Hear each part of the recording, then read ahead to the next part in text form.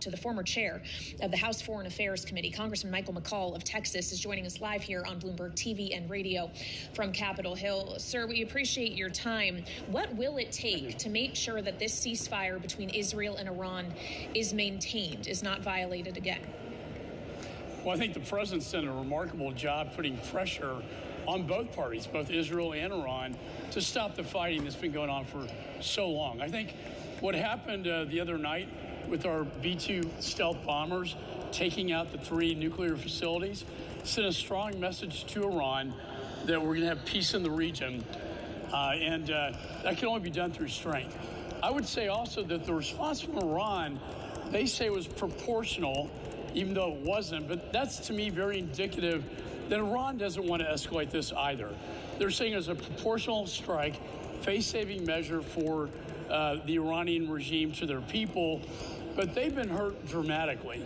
Both their top leadership, the scientists, the political leaders, and the 3 nuclear sites. I don't think Iran wants to escalate this anymore. And your overture you mentioned to the Saudis just a few minutes ago, I think is a very significant step forward. Congressman, it's good to see you, and I wonder your thoughts to Kayleigh's point on maintaining this ceasefire, and more specifically, what to do with the highly enriched uranium that is still floating somewhere around Iran that we cannot locate and was apparently moved ahead of U.S. strikes. If we're not going to see weapons inspectors, for instance, in that country, how do we find it? How do we control this? That's going to be extremely important. It has to be part of the peace agreement. I'm glad Iran is now wanting to come to the table in good faith, which they were not before. That remaining material is very important. I've been briefed on this strike before it happened as well. It did significant damage, but they can rebuild. We need to make sure they do not rebuild these facilities and that all the enriched uranium is accounted for so they can't build a nuclear bomb. Meanwhile, Israel is inside of Iran, and they're looking at the people of Iran. One of the problems is I have some concerns that as long as the Ayatollah and the oppressive theocracy is in power, it's going to be difficult to maintain that peace. But this president has shown the boldness, I think, in the brilliant military operation to put that kind of pressure necessary to maybe possibly achieve peace. As we look at normalization talks between Israel and the rest of the Arab world, that being the Saudis and the other countries to follow. Well, Congressman, you may have been briefed before this all went down, but many of your Democratic colleagues were not, have been upset about that, as I'm sure you well know. And of course, there are a number of them pushing for a vote on a war powers resolution as a result. This question around congressional notification and authorization. The House Speaker, Mike Johnson, today suggested that the War Powers Act, which has been the law of the land for over 50 years now, is unconstitutional, though the Constitution obviously does say Congress is the only power that can declare war and appropriate funding for the military. What exactly is your reading of the founders' intentions here? Should we be questioning the constitutionality of the War Powers Act? Well, the War Powers Act was an attempt to reconcile within the Constitution Article 1 that Congress has the power to declare war, which is clear. Article 2, the president is the commander-in-chief, so can conduct limited strikes, like in this case, under the self-defense argument. That has been done since 1973, since war powers. In fact, it's been done prior to that under President Truman, all the way up to modern day history. The question will be, the War Powers Act started to kick in the day of the strikes. 60 days later, if there is sustained military action, that then does require the Congress to act with either a declaration of war or an authorized use of military force, like what we did after 9/11. So that will be the ongoing discussion, I think, in the Congress. I don't think you're going to see boots on the ground, American boots. I don't think you're going to see sustained military presence by the United States. So perhaps this will take care of itself. But we are obviously in the Congress, we jealously guard our Article 1 powers.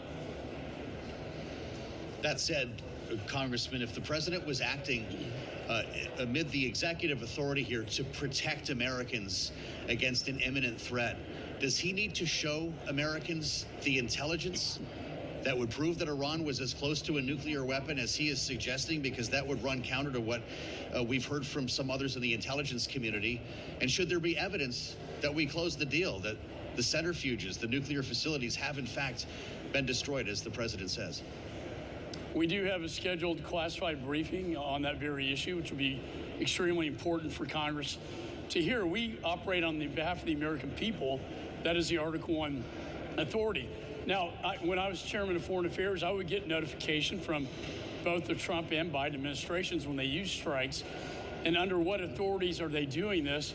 And many times it could be an AUMF authority or also self-defense, and sometimes just self-defense Article 2, which is what they did in this case. They did notify the Congress that they operate under self-defense of the immediate and present danger. Now, I would argue that the fact that they were enrichment at 60%, that could get to 90%, the threat to the Middle East, existentially to the United States, and the track record did pose a threat ultimately to the American people. They have been the largest state sponsor of terror in the region for so many years, since 1979. I hope that this action, though, this military action, will finally bring it to a head where we can finally have peace in the Middle East.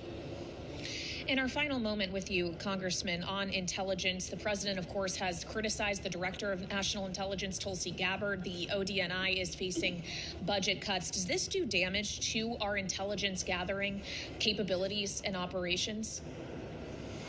You know, I don't know. I wasn't in the room. I can tell you what I know, and that is that they did have enrichment capabilities to build a nuclear bomb.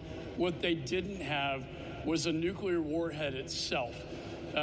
They were working on that, but they could also buy it from, say, Russia, China, North Korea. It's the nuclear warhead that they need to put the bomb in that then attaches to the ballistic missiles that can then deliver a nuclear warhead to the region. And let's not forget the intercontinental ballistic missiles they've been working on, not to go to the moon as a space program, but to deliver nuclear warheads intercontinental, that being from Iran to the United States.